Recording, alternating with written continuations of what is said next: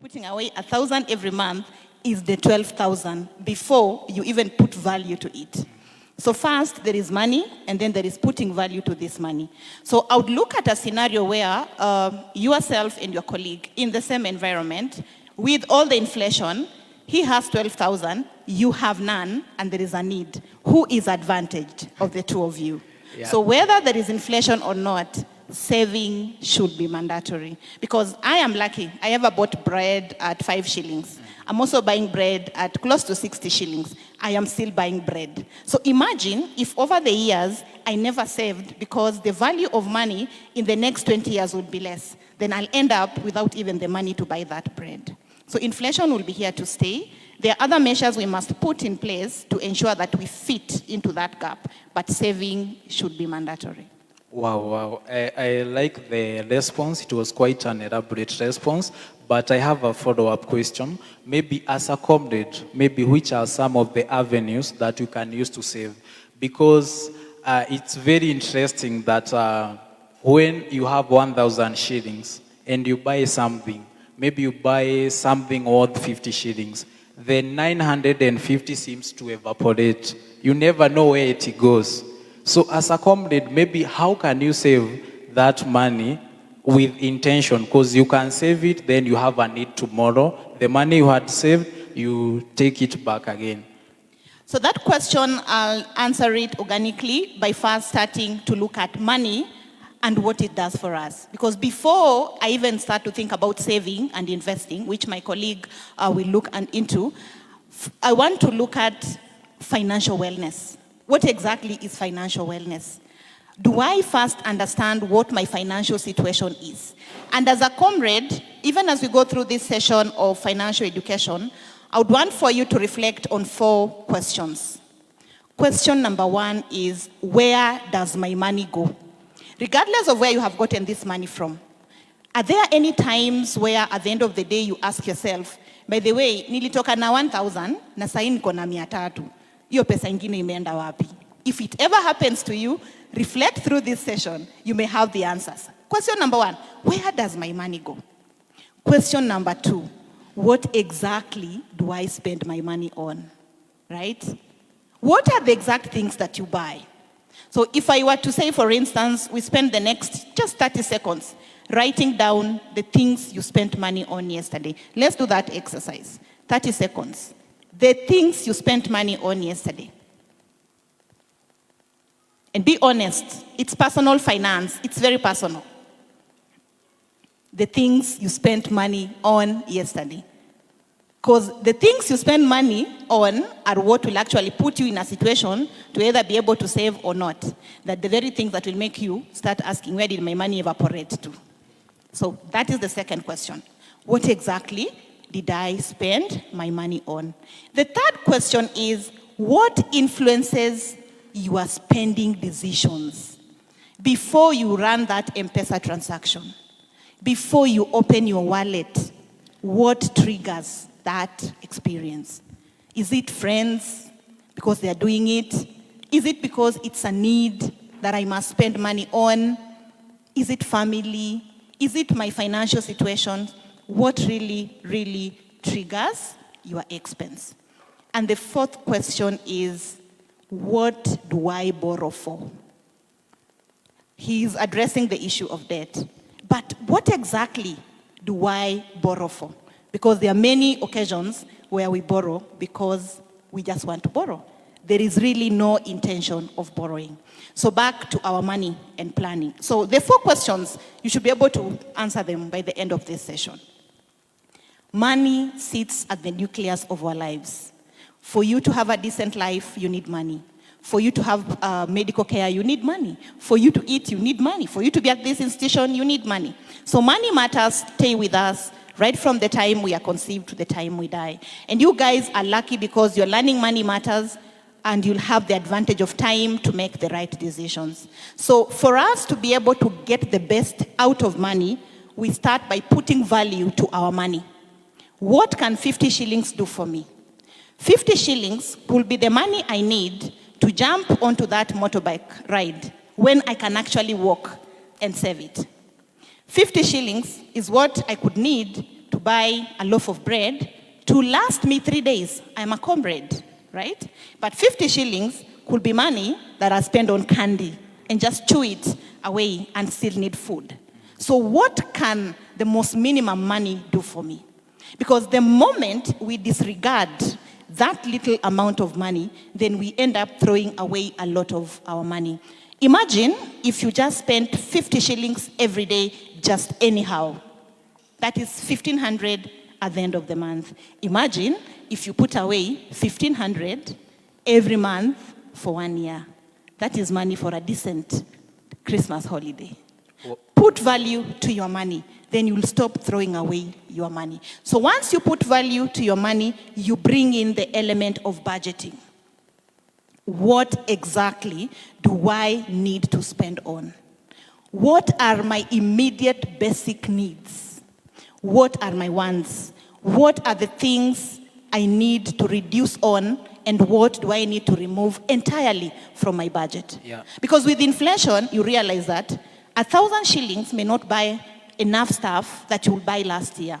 The call is on you to reduce that budget to the bare minimum. Yes. Inflation doesn't care that you are getting less money. Yes. Again, comrades, you must accept your financial situation.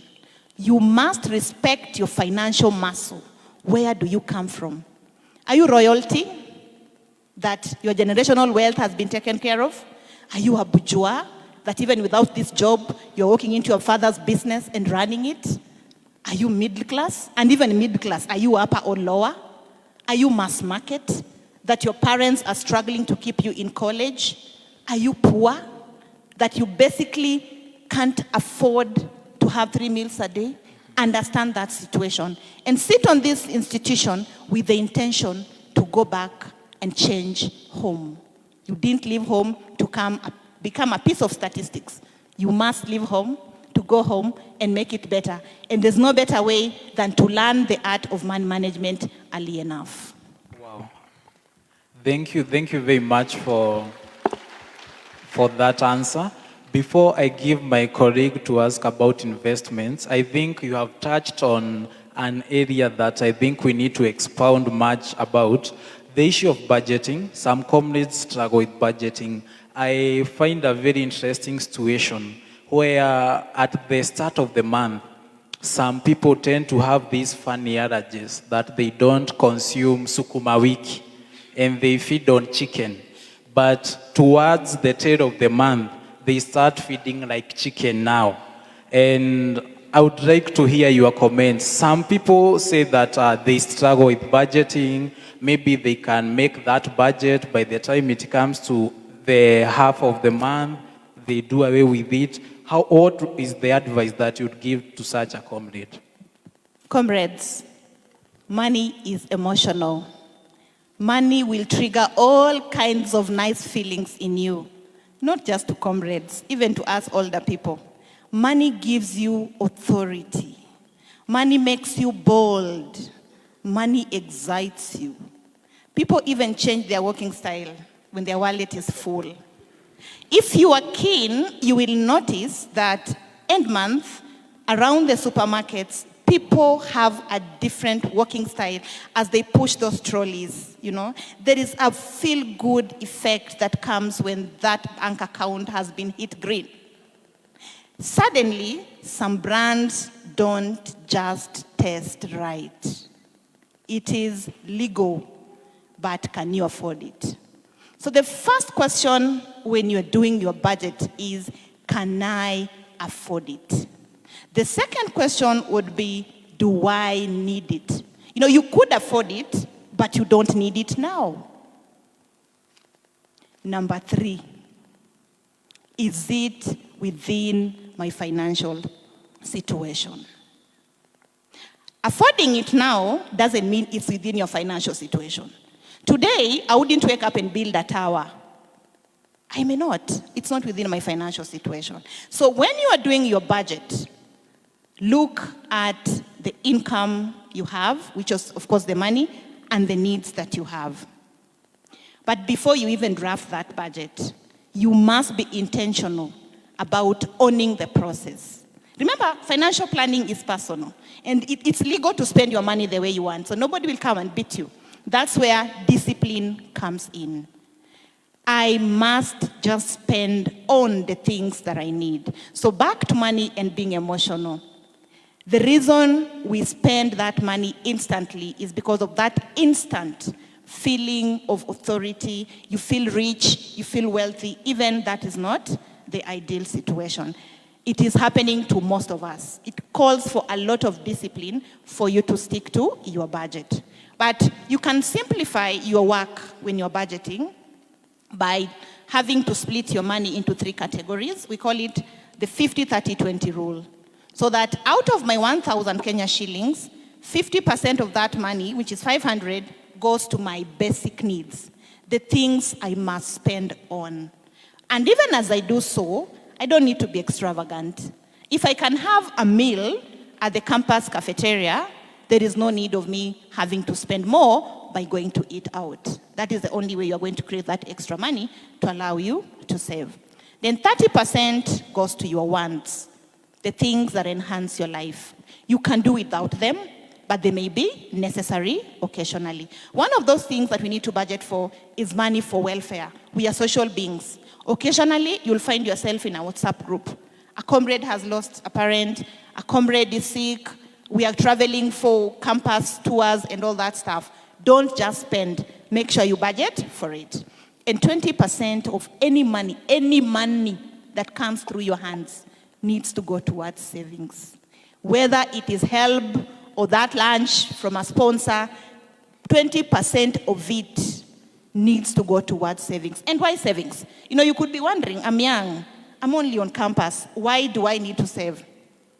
Life is unpredictable. What if tomorrow you don't even have that guardian, that parent, to bring you to school? They have paid the fees, they don't have transport. And you have cuts on the same day. They're telling you, you can only go to school next week.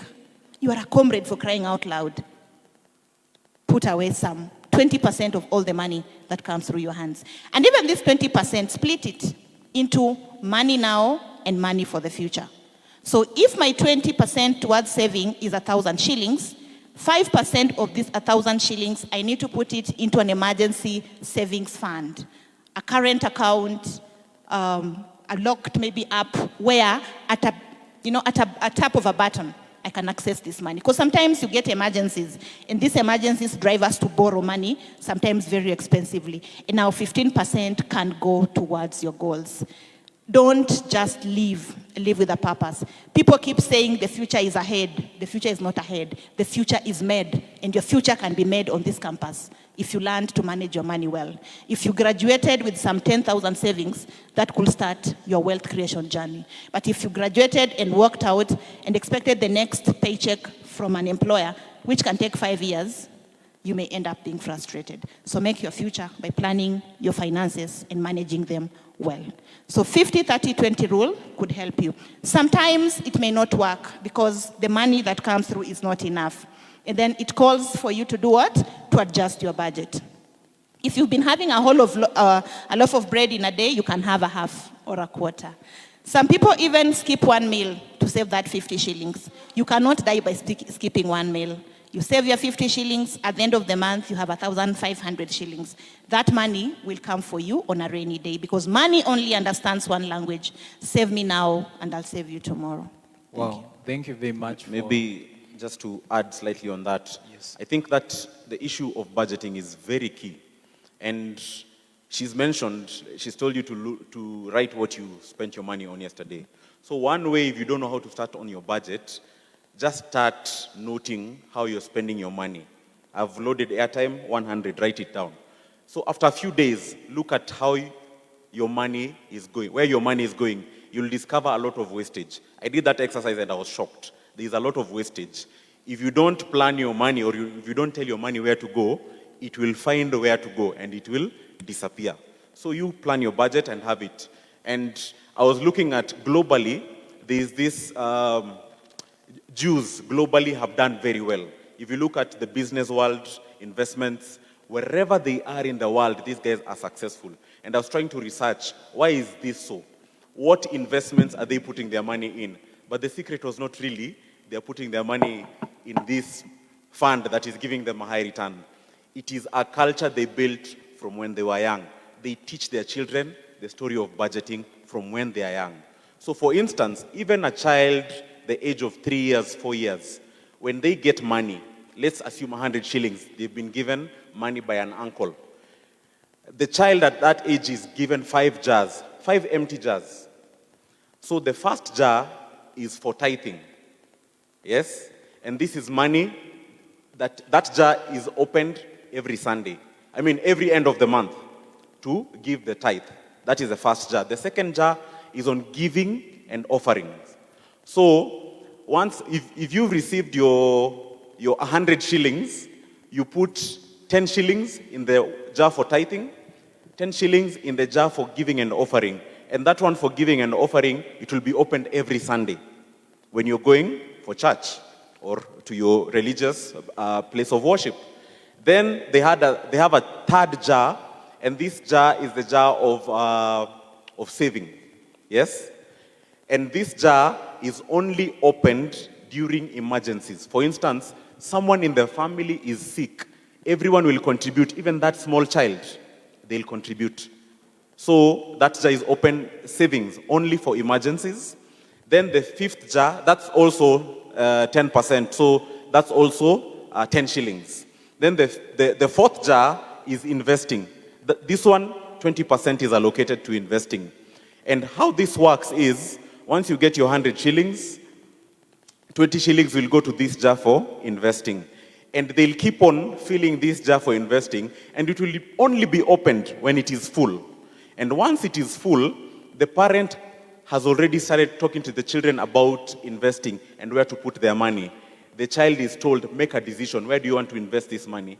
The parent will facilitate that. I'll take this jar full of your money, we'll invest it. And the child is able to learn very early where to invest, how to invest, the pitfalls that are there.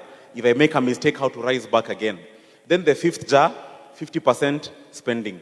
Unfortunately for us, the moment I'm given money, I spend it. So this child, imagine, from that young age, with that mindset, there is nothing in this world that will defeat that person. Thank you very much. It has been quite an intense topic about budgeting. I think I will hand over to my fellow moderator to speak about investments. And I would like to challenge the audience, maybe in like 5 minutes, we'll come back to you so that we have some questions from you. I look forward to hearing your questions, and I'm sure our panelists are ready for the questions. Thank you. Yes, thank you. First of all, Madam Clarice, thank you for expounding more on the psychology of money, how it gets us emotional. You see, when the help gets in, most of the students, get excited. They may even leave the class, yeah? And yeah, they say they can now even employ the lecturer. But within 1 week, they are now moneyless. They don't have anything. And now I hope they understand why that happens and how they can go around that. Probably just before you go to the next question, on the issue of money and emotions, so how can I control having to spend this money now? You can always delay the experience or delay the activity. Yeah. So when the help has come or any money has come through into your account, the excitement will be there naturally. Yeah. But one of the things you must learn is to have authority over your money. Have authority to stop your money from moving. Have the authority to say, here, stop. I'm not going to spend. I'm not going to leave campus. The moment you delay that exercise, you'll realize that you don't even need it. And the other question I should have asked you guys to reflect on is, whose money are you spending? Okay, thank you very much. So my next question is on another topic. I'll direct this to David. It's about investment. Now, as young people, and now specifically this setting of campus students, we find ourselves having this investment pressure because we receive advices from different people on different things of how you should invest. You find some of our peers, posting on their status forex graphs, and now, yeah. So this brings out the issues of you are getting late, you are still young, you are getting late, you should have invested now, and you find most people, they fall into traps of joining investment schemes that actually turn out to be pyramid schemes that just get them to con their money. You see, these people, these con people, they even come to our phones and tell them how you can invest 2,000 and make 20,000 in 3 days. So my question is, because all that comes because of lack of the right orientation into investment.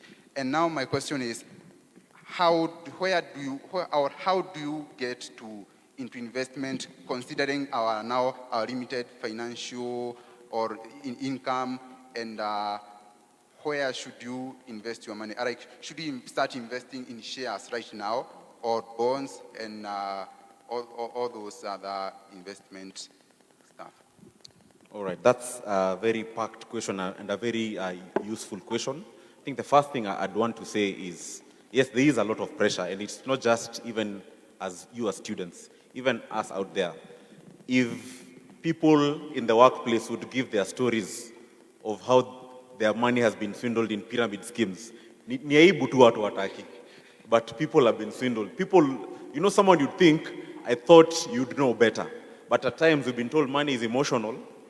You're promised something, you're like, let me just try this. Nione kama kataivana. Then it backfires. So I think the first thing is, don't feel that pressure. Do not feel that pressure at all. The other thing I like telling people is, invest in something you understand, in something you know. Most of these fancy things that are brought our way with very significant returns, you cannot even explain it. Now, I'm not saying this thing is bad, but one of the greatest investors in our generation, Warren Buffett, was asked about cryptocurrencies. I'm not saying cryptocurrencies are bad, but he said, I would never put my money there. Not because it's bad, because I don't understand it. And that is the mistake many people make. I want to put my money somewhere because I've been promised a high return. But do you understand how those people are making that money? If someone is offering me a return that is, let's say, 30%, why is it that they are really forcing me to invest there? If that return is so good, why isn't everyone else running to put their money there?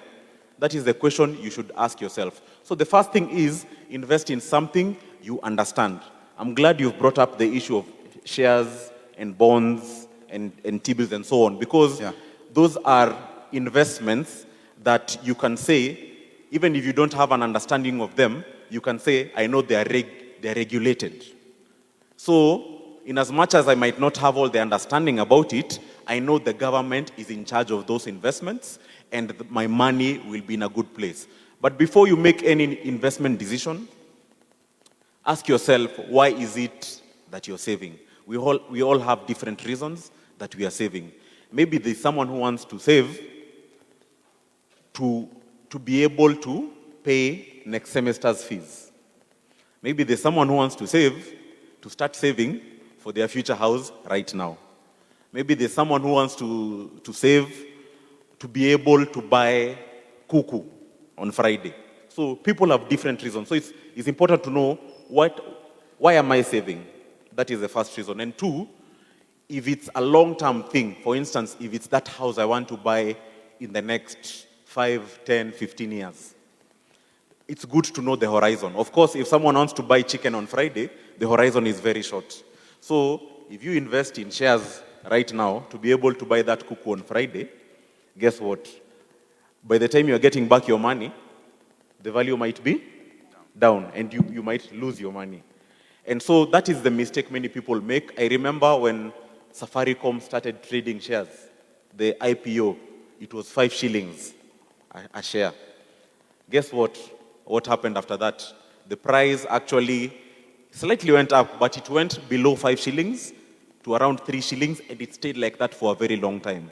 So for someone who wanted to invest in a short-term investment, to meet an obligation in the next few months, they lost money. But for someone who had a long-term horizon, right now Safaricom is 25 shillings. In fact, it's only that this has been a very difficult year. Last year, the share price was above 40 shillings. So for someone who has a long-term horizon, you can take that risk of putting your money there. But if your need is very immediate, I want to save for something in the next month, the next 2 months, you invest in something we call the money market instruments. These are investments that mature in less than 1 year. But now the challenge is, one of the instruments that we call a money market instrument is a treasury bill. A treasury bill is money you're lending to the government and they promise you a return. Like right now, there is the longest treasury bill is for 1 year, 364 days, and right now you can get a return of 10% if you invest in that. But the challenge is, the minimum amount to invest in a treasury bill is 100,000 shillings. Exactly. And guess what? Iyo ni vile siwezi fanya vile umefanya. But even for someone working will say, that is a bit too much. So, we have what we call a money market fund. So what we've done, economies of scale, kila mtu akilete 10 bob yake, 10 bob yake, 10 bob yake, hivyo, everyone, we are able to put that in a fund and we are able to invest in all these money market instruments on your behalf. Because at that point, you do not require a minimum amount. Because with the economies of scale, we have the muscle to be able to invest in all those money market instruments for you and give you a return on that. So for me, if you're not very clear on this issue of how long you want to invest or the reason you want to invest in, the safest space to start is a money market fund. The good thing with that is it does not have the fluctuations. Once you put in your 100 shillings, we won't come and tell you the value has gone down to 90 bob. The value is always appreciating. So the good thing is that you can withdraw it at any time once you've decided on which other investment you want to do. But that is just to enter. Once you enter, you'll discover there are so many other money market instruments you can invest in. Higher risk, higher return. Longer profile, and so on. So by the time you're leaving campus, you start working, you'll have built a portfolio. But of course, you have to start somewhere. And I want to say you're very privileged to get this information right now. This is information we never received when we were in campus. We started learning about this as we were working. So you're learning on the job. I remember a classmate of mine in campus who started investing in shares. And we used to think that anajikazia because you're young, you're wasting that money, so to speak. I started that journey a bit later. And right now, I can tell you I cannot catch up with that guy because there's something called compound interest. His interest becomes principal and continues earning interest for him. And that interest becomes principal again and earns more and more and more. So make that step today, that first step. Thank you very much for that information because, like you just said, this is the information you never got when you were in campus. And it was the same here until you people showed up. And I'm now sure most of us now, or all of us now, can now navigate investment and do it the right way because they now know. Thank you very much. Maybe a practical way of doing it, we have a USSD. That is the first step, star 480 hash. Star 480 hash, you'll be taken through some processes, and within no time, you're an investor. Any few monies remaining in your mobile wallet, you can push them there to earn you something. If you need them back, you just get it back. Yeah, thank you very much. Mwaba. Yeah, thank you very much. It has been quite an intense session. We have learned a lot, and I believe that the audience has a lot of questions. Maybe we can get the first 4 or 5 questions from the audience. Yes, maybe. We have a hand there, another one there.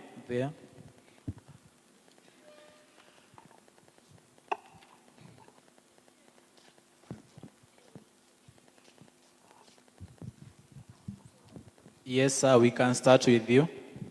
Okay, my name is Richard Okasiba. I have a question. It's about the money market and the capital market. The last time I researched on money market, I thought nilipata kitu kama the least amount mtu anaweza invest ni 3,000. Like, alafu maybe, for example, hiyo ni kwa listed companies, hiyo ukienda kwa NSE. Like, has it changed to 100,000? Thank you very much for the question. I advise that maybe we can take all the question, then any member of our panel can answer any of the questions. So we can have the second question. Yes, sir. My name is Festus. You've talked about delaying gratification for future achievements. And then there's this one principle that has really cropped up and it is trending, the Kuinama aspect. And as you know, like comrades have reached a point where they're saying that they can no longer afford meals, at least 3 meals a day. And you talked about the 50, 30, 20 rule, right? When you look at what comrades are earning, their sources of finances, being from parents and maybe from menial jobs that they're doing, how can you relate that and minimizing the Kuinama effect? And is the money that they get enough? And is there anything like enough money? Yeah. Thank you. Thank you for that question. Maybe we can get part A of the question. We didn't quite get part A of the question, Dege. My part A of the question was delaying of gratification for future fulfillment. How do you go about that? Then the second part is relating the 50, 30, 20 rule and the Kuinama aspect. Thank you. Yeah, would you mind clarifying Kuinama for for our panelists, maybe? Oh, to our guests, when you inama means you bend.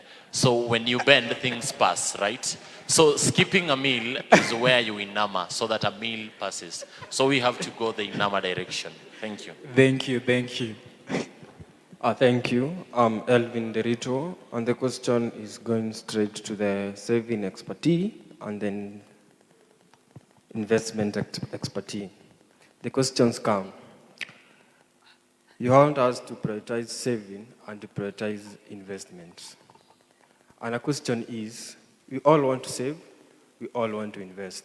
When I finish my degree course, when I get out of that gate, I'll get, the fact remains, I'll be in the search of money.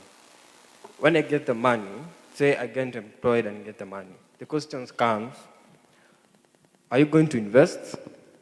You get the money after, okay, when I do my degree and I'll get paid, the first thing as people who are well learned on financial aspects, they don't depend on the payroll. Most don't depend on the payroll. They depend on investment they have made on their own. The payrolls are there to help them in case there's anything they need or they need in their investments. Then the questions come. Are you supposed to prioritize investment or saving? And again, in the part of investment, is buying of shares in companies and different organizations part of saving, or is it different? Thank you. Thank you.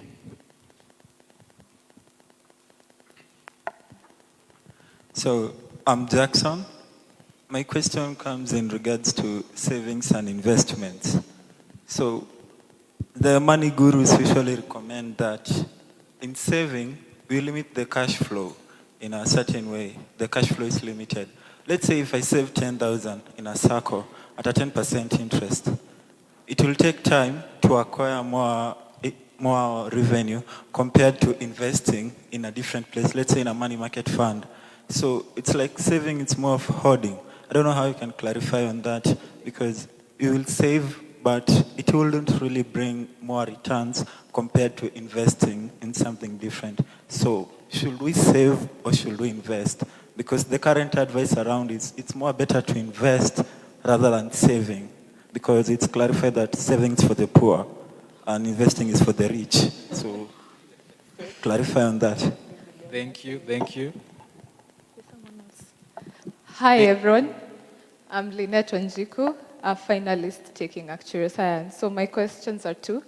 First of all, demystify lifestyle inflation or lifestyle creep some strategies on how you can beat lifestyle inflation.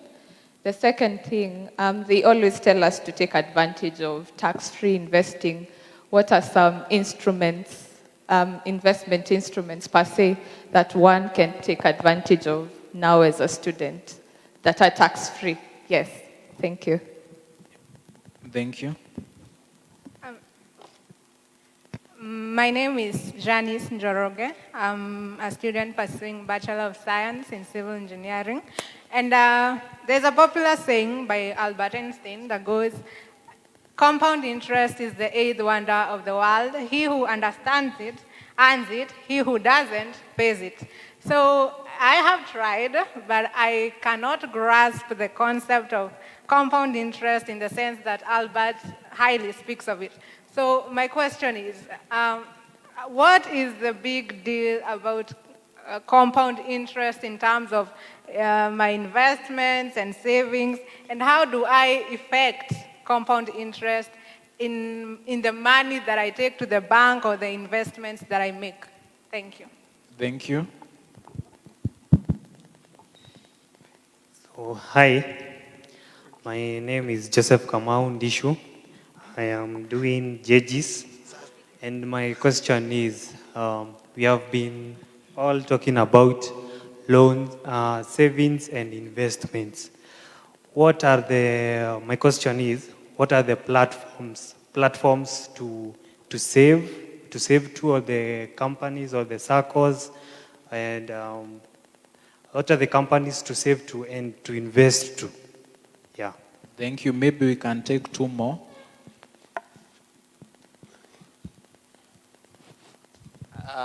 Hi everyone, I'm Regan Otota, taking BEd Electrical and Electronics Engineering.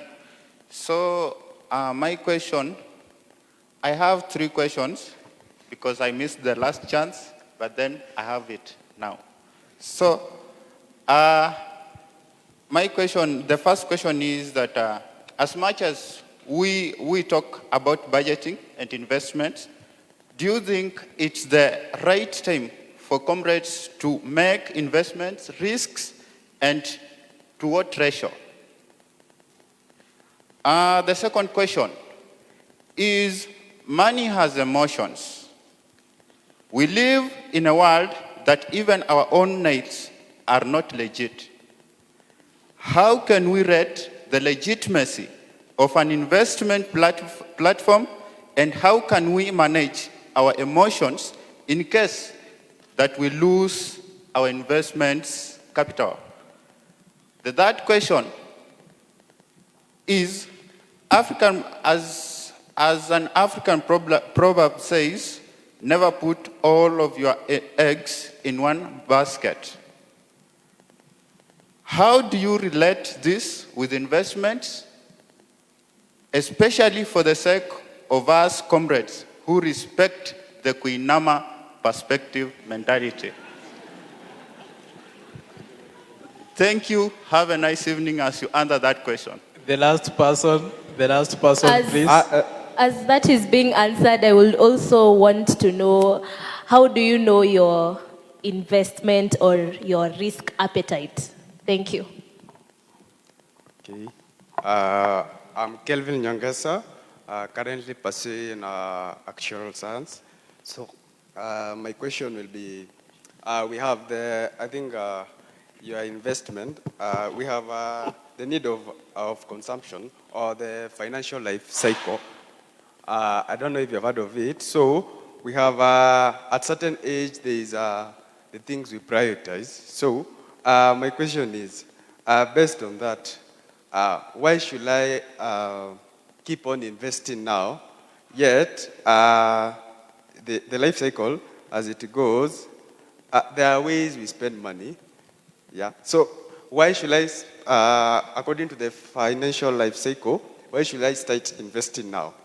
Yeah, at this current age, yet we have other expenses. Then, based on the life of the student, I think you guys, at one point, you're a student.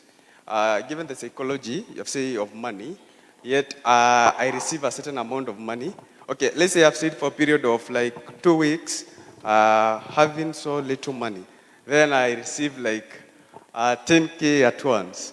So you see, that emotion, even though you have said, I try to maybe delay or I try to hold on it before I start using the money, but there's that urge that burns inside, you need to spend this money. How can you tell someone of that kind to delay using the money, yet I've spent like 2 weeks, maybe only spending maybe 20 bob a day, having 1 meal a day, and yet I've received this kind of money. How will I now prevent this urge of not spending and helping myself? Because we say YOLO, you only live once. Let me treat myself at least and get out of this situation. Then another question is, in the money market, again, you've said that I can keep on money and I can withdraw anytime I want. Is there any precaution, like maybe any restriction that can be placed that, that we are human, we have that psychology, I have money somewhere else. Yes, you don't have any problem, or you don't need to spend the money at the time, but with that urge, you feel like, I have this money somewhere, let me just withdraw and spend. But you don't literally need it. How can the money market help such an individual who is trying, like, let's say he knows, it's a psychology thing that I have somewhere else. How can you help such a person maybe not to withdraw this money at the time and spend, so that it can be the investment fund, the money market he is investing, at least can benefit him or her at one point? Thank you. Thank you very much for the questions. I think... Sorry, I also had a question. To touch on short-term investments, can you talk about a bit SACCOs? Because somebody said that SACCOs also is a good source of short-term investments. Thank you. Yeah, thank you very much for all the members of the audience who have raised their questions. Maybe I've seen we have quite a number of questions, about 20 of them. I advise that maybe we can bulk them so that we answer them in a fast way, and thank you very much for those questions. Maybe I think I can start with the investments. There has been quite a buzz around investments. Maybe you can comment on some of the questions that has been raised. Okay, thank you. In case I miss anything out, my colleagues will assist me or you'll remind me. So in terms of the money market fund, I think the first question was pretty much on what are the minimums. Someone quoted 3,000 somewhere. So money market funds are offered by different organizations. So each of them has their own set stipulated rules. But I can tell you, as time moves along, that minimum amount is becoming lower and lower. You can actually put in, once you open that star for 80 hash, you can actually put in anything. You can put in 50 shillings, you can put in 100 shillings. So that does not limit you at all. For the listed firms, as you buy shares, normally they like selling them in tranches of like 100 shillings, but you can buy what we call odd lots. Someone selling a few shares here and there. But the key thing is when you're investing in listed companies, of course you have to go through a stockbroker. A stockbroker will guide you through that whole process of investing and divesting from the shares. But as you buy shares, just know this is a long-term investment. Long-term investment. So put your money there, put in more and more, don't withdraw. After a number of years, that's when you'll see that power of compound interest, which will come to, that your money has really, your money has really grown. There's been the talk of saving or investment, saving versus investment. You cannot invest if you don't save, yeah? So I think that's the first step. You need to save money so that you start investing. And I think a good bridge between, of course you've mentioned saving in the long term, and I think you also brought it up that your inflation will wipe out the value of your money in the long term. So that is why you invest this money to get a return, an inflation-beating return. So we normally call it a real return. Any return above inflation, if inflation today is 9% and I've invested in something giving me 10%, the real return is 1%. So that is the main aim of investing. Yes, saving cultivates that discipline. Remember, I gave you the example of the rabbis and their children. You're trying to cultivate something, that you need to be putting something aside. But now, because of inflation, the time value of money, you put that money somewhere whereby it will grow, whereby it will earn something, so that at the end of it all, your money or your value has not been wiped out by inflation. So as saving is the starting point, it's to build that discipline, but that money you're putting it aside. In fact, what I normally tell people who have started working, because of course you'll have your own bank account where your salary goes to. Open an investment account, which is a money market account. As your salary checks in, transfer it to the money market fund, because it will be earning something small every single day, rather than leaving it in the bank account, because I know my colleague here is from banking. They use that money to make money for themselves. So take your money, put it in an investment account, let it work for you, let it grow for you. The other question, the tax-efficient investments. Tax-efficient investments are there. One of them is what we call an infrastructure bond. So bonds are issued by the government, but they are long-term. Like there is one the government issued just this month. It's a 14-year bond, meaning it will mature, I think, 2036. Yes? But it's giving a return of 13.9% per annum. And you get interest every 6 months. Now, an infrastructure bond is tax-free.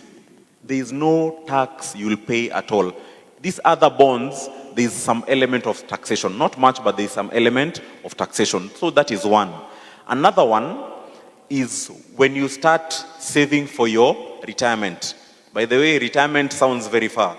But the moment, I'd urge you, the moment you start working, start thinking about your retirement. So we are incentivized to save for retirement. If you, let's say you earn 100,000. This is just illustration purposes. I'm using it because it's easy to work with in terms of math. So let's assume you earn 100,000, your first job. Pay as you earn will be calculated on 100,000, correct? Yes. But assume you're in a pension scheme and you contribute 5,000 of your 100,000, you contribute that 5,000 into a pension scheme. Pay as you earn will be calculated on 95,000.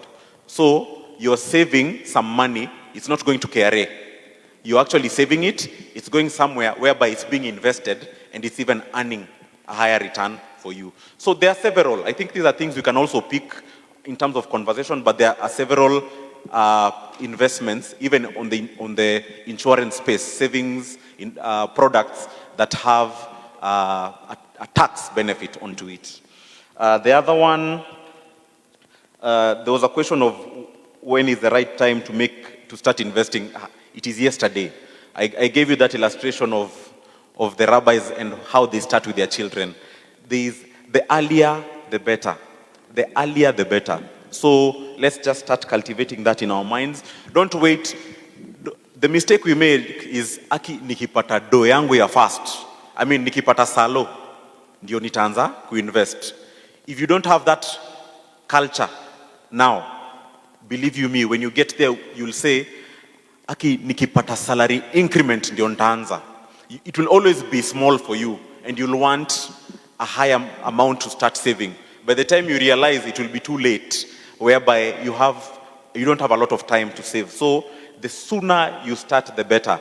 It is not really the amount, it is that discipline. If you're faithful in that small amount, believe you me, when you get that huge amount, I know someone has mentioned umeka hivi for 2 weeks, hujapata do, then a huge amount of money checks into your account. If you've been able to manage that small amount of money, you should be able to manage even these huge amounts of money. We've talked of budgeting. Budgeting tells you where to take your money. So in as much as umepata domo bleo, the fact I have a budget, I know this money should go here. This percentage of whatever I've received should go to this. This percentage should go to this. This percentage should go to this. Na vile umeambiwa, there is also a percentage that goes to your personal expenditure. It's not that every coin is being kept somewhere else. there's still a percentage that you can still use on yourself. The other thing was the diversification of investments. Don't put all your eggs in one basket. That is a very key principle. And in fact, that is one of the benefits of the money market fund I was talking about, whereby if you go to invest as an individual, even if you have the money, you will find you can only buy one product or one vehicle, a treasury bill.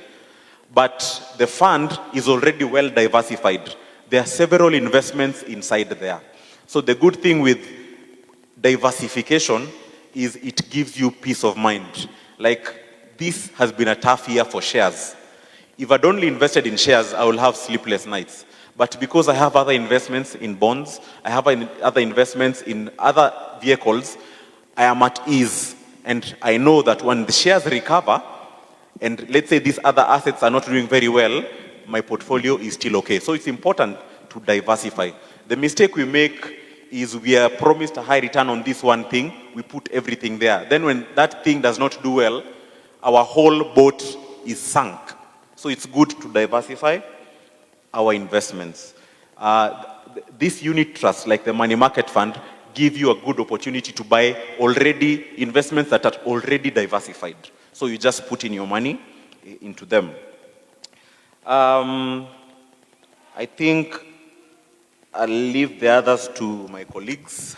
In case we've left anything else, you let us know. Thank you. Yeah, thank you. And maybe before my colleague helps you expound on the savings issue, I would like to challenge our expert in debts and loans, Mr. Martin. You know, we have a very funny tradition as Kenyans that sometimes we say mapema ndo best, but kwa kulipa deni, it's where we draw the line. So maybe if I'm dealing with some of my friends who nimekopesha and they seem not to want to pay, so how can I deal with such a situation?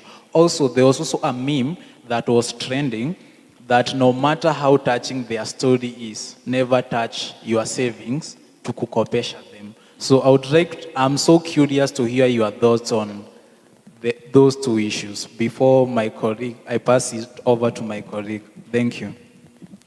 All right, my other colleague, let him now answer. I think one aspect of borrowing that has caused a lot of pain is where we borrow from friends, because one, it has in most cases it is interest free. You are not borrowing against any costs. So it's this person that is giving you this money, there is no return on investment that is expecting, and therefore, because of your good rapport, you reach out to your friend and you get some money, and then you tend not to pay. The same thing actually is happening on the digital platform, the mobile lending, where because of the easy access to borrowing through the digital platform, then you realize that a number of people are also not paying, because sometimes there is no pain attached to that money. There's no process you have gone through. Some you have just received a text that you qualify for this, you just apply and you receive it.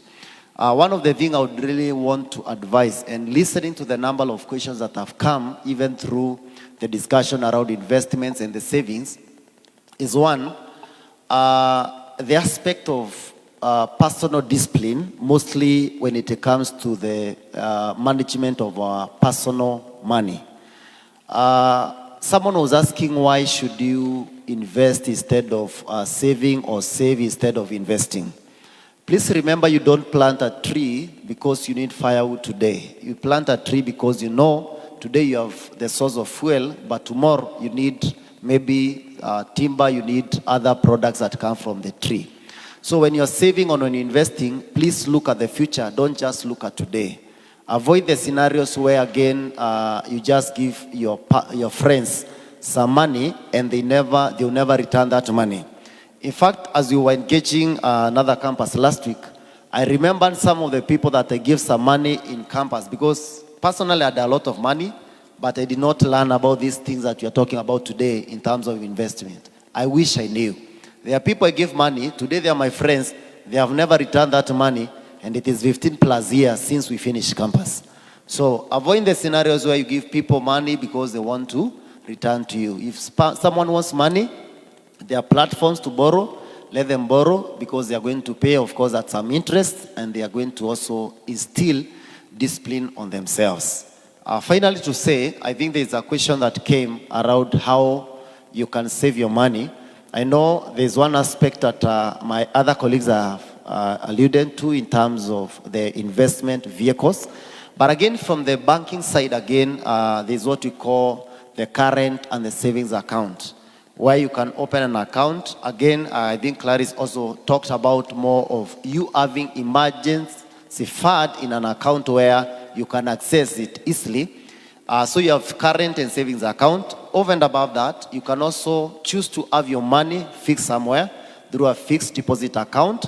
And also there's what is called, like in our place, what you find in Faulu called the FIDA plus account, where, for example, it's not per se, because a fixed deposit account is a contractual account, such that if you get additional money, you cannot add on top of that initial contract. So what you do, when you open a FIDA plus account, if you, for example, start with 150,000, get on top some 10,000, you can come add on the same account.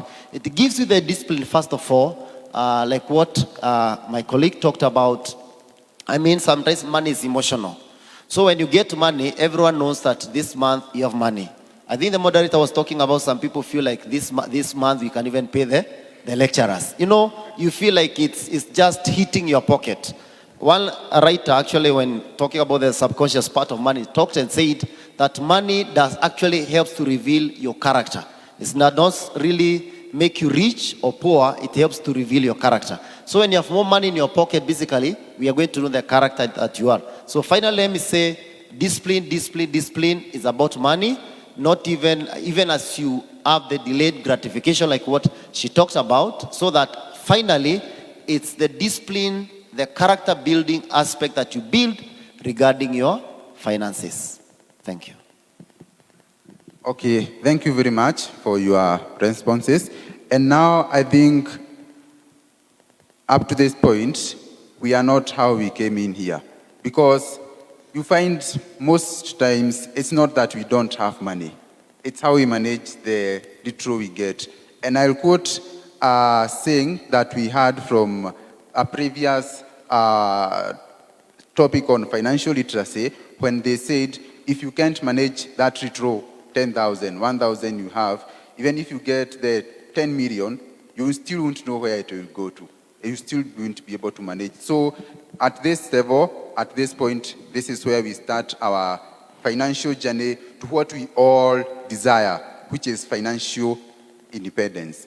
And now I would like to call Madam Clarice to expound on or to say something on saving. If on savings, at least I can see most of the questions are being responded to, but she definitely must have something she would want to add. I think I'll respond to the question around delaying gratification, and especially after having probably gone through a phase of Kuinama.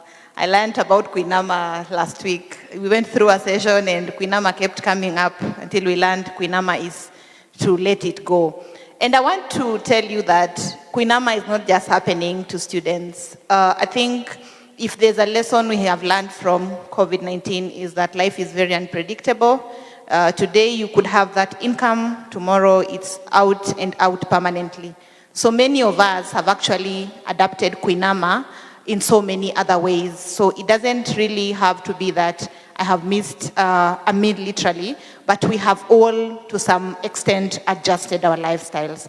So some people have chosen to Kuinama by not taking their children out at all. If they used to do it every Sunday, they have stopped doing it. So wameinama, iyo imepita. Some people have gone on holiday every quarterly, they have stopped, or they're doing it with less frequency. So there are so many ways you can actually inama without necessarily having to miss your meal. A comrade has mentioned YOLO, and I would tell you that YOLO is the biggest scam of life. And I would want you to replace YOLO with YODO. YODO. You die only once. You live every day. So most of us, get out of discipline because of the concept of you live only once. But the truth is that you die only once. You live every day. Have you seen someone who died and resurrected? None. But you have seen people on this campus for the last 4 years, 3 years, 2 years, 5 months. So you live every day. Financial planning will be asking you, what quality of life do you want to live every day? Most of us actually have adapted the culture of spend until you drop, then crawl through the rest of the days. It happens even to very highly educated people, very sophisticated people. The moment money comes in, they will spend until they drop. And then the rest of the days, they'll crawl through with the little income that they have remaining. It's the same thing that happens to us when you feel like for the last 2 weeks, I have suffered, I have enamored, I have had 2 meals, I've only been eating on campus, I've not gone out for a drink. So when that money comes in, you want to spend until you drop, and then you crawl through for the next 2 weeks. Is that the sequence of life you want? Is that how you want to live each and every day because you live every day? But even as we close and on the issue of delayed gratification, there are 5 principles of life that if you practice around money, you are likely to be financially free and successful in life. The first principle is discipline. The second is discipline. The third is discipline. The fourth is discipline. And the fifth is discipline. Basically, being disciplined around your 5 senses, that I will see it, but I'll not be pushed to pick it. I will hear about it, but I'll not put it in my heart. I will see, I will feel it, but it will not affect my emotions, right? Which is the other sense, touch. Let me feel the texture, but I'll fake it until I'm able to get it. I'll buy the fake brand until I have earned enough to get the original. If we are disciplined around those 5 areas of our life, we will be disciplined with our money. Because why do I make that sacrifice? There is a goal I want to achieve. Why would I inamisha my children from going out every Sunday? There's something we want to achieve as a family. So even as a comrade, and as you work to graduate and leave this place, you must have a goal. You must have a why. That painful thing you want to achieve is what will give you the discipline. If you don't have something you want to achieve, then there will be no need for delayed gratification. The easiest way to delay your gratification is not to do it today. Postpone. Give it 3 days. If you don't get sick, if you don't get a headache because you didn't buy that jersey or that pair of shoes, probably you didn't need it. Because many a time, we spend money we don't have on things we don't need. And that's why I asked, whose money are you spending? Your parents' money? Your guardian's money? The government's money? On luxury? I keep telling students, be humble with your expenses, because most of the time we are spending money that doesn't belong to us. So forget about YOLO. YOLO is the in thing. You live every day. How do you want to live? Thank you. Okay. Mr. Martin. Thanks. I think for me, as we get to conclude this, I have something to just tell us in terms of us borrowing and what we are speaking about today. Most people think that when I graduate, I'm going to get a very nice job and get a very good salary, and my life is just becoming wow. When you get outside, you find the reality of life is different. You get that job, you get your salary, and you only to find out that it's not satisfying every need that you have in life. So people tend to borrow, so that again, they can also satisfy themselves. I think the discipline that we are learning today about savings, the discipline of, investing while you're young, is the best thing that you can do for yourself. Money in life will never be enough. Even if you start earning 1 million Kenya shillings, money will never be enough. So learn the discipline of savings, learn the discipline of investing, just read more books about money, get to talk about people that have succeeded, get to hear about their story, so that again you can learn the successes and again avoid the pitfalls in life. So open yourself to understanding, open yourself to learning, and please understand that this is a journey that you began. And one day, you keep appreciating every single step that you make. Never run. This is not a splinter, this is a marathon. Thank you very much. Thank you very much. Just, I've remembered one thing Clarissa has reminded me. It's on the compound interest. I think the easiest way of putting it is, we know there is what we call simple interest and compound interest. Simple interest basically is, let's say, assume I've put in 10,000 shillings in an investment, and the return is 10% per annum. It means with that 10,000 shillings, I'll be earning 1,000 shillings every year. For the number of years I invest, it does not matter. My principal amount is 10,000. But for compound interest, what happens is, for instance, after 1 month, if I've put that 10,000, maybe my money has grown because of that interest to 10,100 shillings. This is just an example. In month 2, my principal starting point is 10,100. Then it grows again. So basically, whatever your principal amount is and the interest it earns, it becomes the new principal. So basically, your principal amount is no longer 10,000. With every successive month, your principal amount is growing, which means it is earning for you a higher return. So if you put that for a number of years, the return starts becoming a bit exponential, whereby for the simple interest, you can actually plot a graph and it's like a straight line. But for a compound interest, it starts moving up like this, because the interest is also earning interest on your behalf. I hope that makes a bit of sense. Thank you. Yeah, thank you very much. It has been quite an intense session. So as we make our closing remarks, I have a question for you. 3 questions actually, you can choose 2, and 1 is compulsory. So, so one of the questions rotates around the issue, this generation of ours, especially those of us from 2000 coming up, we have been touted as quite a generation. I don't want to get there. So I'm curious to know, from where you sit, which are some of the mistakes? You mentioned maybe just one glaring mistake that you think this generation of ours is making. The second question of the optional questions, that is, we have this phrase of reality versus expectations. Because when we get out of this university, there are some of the things that we expect to find out there. But yet, maybe when we go out there, they don't happen the way we think they do. And now the third question is that I have seen you have quite the experience. We have an investment expert, savings expert, and a banker. I'm curious to know, for those of us who are students in this great university of Dedan Kimathi, what does it take to be seated where you are today? Thank you very much.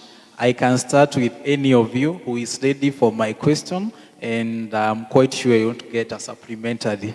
Thank you.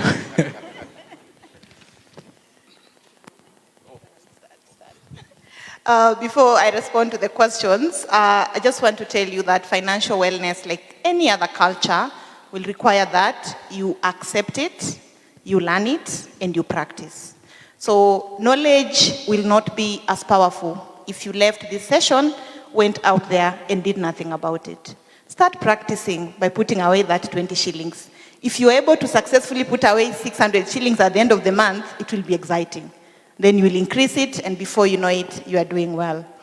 I would say one of the mistakes that this generation is doing is the fact that you believe there are so many options. You know, I'm lucky, I'm a parent to this generation.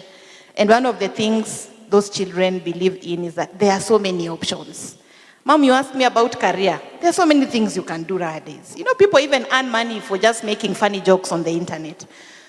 When you get out there, reality will hit you that you will need a lot of humility for you to actually become successful.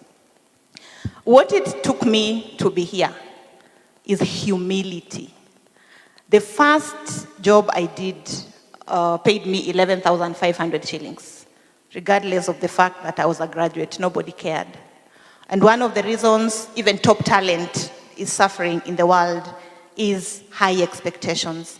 I am an A student. I must start at management. Be humble. Thank you. Thank you very much for that. And it's quite interesting because it's quite an interesting situation. You can nickname someone and you get a job, but we forget that that is one out of millions. Thank you very much. Maybe we can have our second person. Thank you, sir. Thank you. So for me, I think one of the mistakes that I think this generation is doing is believing that everything that is possibly in the online space is the gospel truth. And sometimes not questioning beyond what someone is getting. And that as an aspect of feeding ourselves with what I would call junk, as opposed to getting the real truth. And that's what I was saying, let's be people that are open to learning so that you can also read books around a certain topic. So if you find yourself, there's a certain area you want to learn, get books around that, get to learn from other people that have succeeded. Don't just make assumptions based on what is being posted around. What it takes to be where I am, I would say it has been a long journey. It has been a journey of resilience and a lot of commitment and choosing to learn. One thing that you find is that for you to rise from one step to another in the corporate world, of course, it will take a lot of hard work and discipline. I've not looked at my salary as I've been growing in my career, but I've looked at my personal development. And I think that for me has kept opening doors to grow and opportunities as they come. So every opportunity that comes, it finds me, I'm ready for the same, to embrace more and to keep learning. Allowing myself to be corrected. I've made several mistakes, but again also, I've allowed myself to learn from other people and to have someone tell me, what you're doing is not right, this is the right way. And I think through that, every day, I find it a success. Thank you. On my end, some of the mistakes I'm seeing, I think one of the exciting things about your generation, you're a very instant generation. Like you want things now. And I think it's just how time has moved on. Because right now, there's a point in time there were no things like microwaves. So if you want to eat something, lazima uwashe jiko, it takes time, but now you'll just pop it in 1 minute, you're out. So I think over time, now this generation is a generation of instant things. And so you get bored quite fast. That's one thing I've noticed, you can get bored quite fast. But you'll discover that some of the things that you have to achieve in life will take time. Will take time, will take a lot of your energy. We'll talk of savings. It's not that you'll put in that 100 shillings now, and after 1 week you have 1,000 shillings. It takes time. But you have to generate that discipline of patience so that you're able to achieve so many things. I've seen people jumping into so many things, this one, that one, everything. At the end of it all, they have nothing. So that is one of the things I'm seeing as a mistake in the current generation. I think to augment what has been mentioned in terms of what it takes, a learning attitude, the first speaker talked of, look at this as a platform. You're in a very, I think your generation, you're very fortunate enough in terms of information. For some of us, you needed to go to a library. Now you can get so many things online. You don't need to go anywhere. So have an open mind. Every day, what is it I can learn? You can read books, you can listen to audiobooks, you can listen to podcasts, you can interact with so many people. So have that learning attitude. It will take you very far. Our colleague mentioned, it's not just experience when you go for an interview, but how you present yourself in that interview. Maybe because of what you've consumed, how you portray yourself, they'll be very impressed by hiring you. So improve yourself. The other thing is just openness. If I don't know something, wacha nisikufe nayo, I'll come to Clarice and say, hapa sijui. So tunasaidiana. The other thing is agility. Be agile. What I mean is, if I look at the people I was in the same class with in campus, we did not all end up doing the same thing. But it does not mean that there are some of us who failed and those who succeeded. It's people just discovered this is not my path, or I have learned all I have done all I can do in this field. What else? How can I transition into something else? And you'll find it goes hand in hand with the things I've mentioned, learning attitude. Maybe someone did actuarial science and right now is an IT manager somewhere. You know, it doesn't mean that that degree was a mistake. This person grew and discovered, with the knowledge I have and the skills I've developed, I can transition into something else. So be agile. Don't box yourself into one thing. Just to finalize on that, just this weekend, I'd gone to my friend who was giving us a demonstration because they're doing dairy farming and they're successful. But guess what? That guy is an architect. So that is what I mean by be open and agile. I think I'm a biomedic. I did biomedical science and technology, and I'm a banker today. Yeah. Wow. Thank you very much for that. It has been quite an interesting panel, and I want to take this opportunity to thank the panelists for availing yourself. Thank you very much. I'm quite sure that we have learned something from it, and also I want to take this opportunity to thank the audience. Thank you for being engaging and asking questions. My name is Peter Mwaba. I'm a fourth year 4.2 BA Electrical.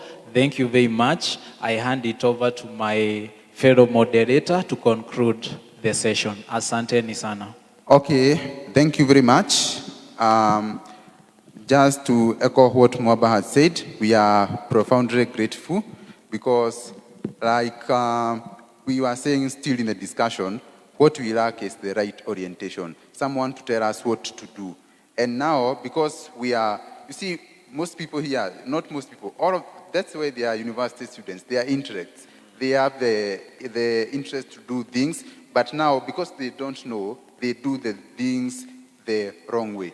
And now your presence here to guide us to the right direction is something we as students, as a university, we are grateful for. I'm Joseph Mwangi. I'm also, I don't know, because I have not graduated, but I'm not in 4.2. I'm waiting for graduation. I'm also actively looking for internships. Yeah, and we are very grateful. Thank you very much, and I think we should end there. Thank you again. I'm told there are registration going on. Kindly, if you have not registered, make sure you register before you go out. And also, as she have said, we have the meal cards. You get the meal card at the door, and then you proceed to the student mess for some refreshment. However, I won't just, we be patient, we appreciate the team. I wish the information they have given, I knew it when I was in campus. I would want to encourage each one of you. I don't know who was speaking about investment and the accounts, money market. That's something I got to know when I'm still earning my salary. But the benefits in that is that you can save little by little, and at the end of the day, you are earning also something. So student, you have the bank account, you can take advantage of that. Is that okay? Na tusiishi tu kwa madeni. Sawa sawa. Help inakuja, unanunua system kama hii yote, unaweka kwa room, hauna pesa ya kutumia, so you keep on borrowing from one side, take you to the other. I know you have been taught about financial management. Yes?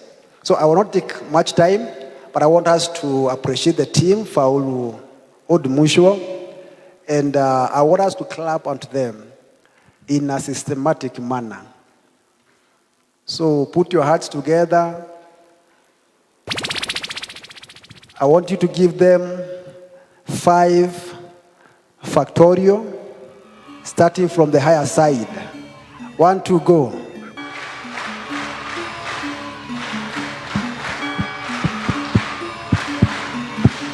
Thank you so much, and God bless you. Thank you so much.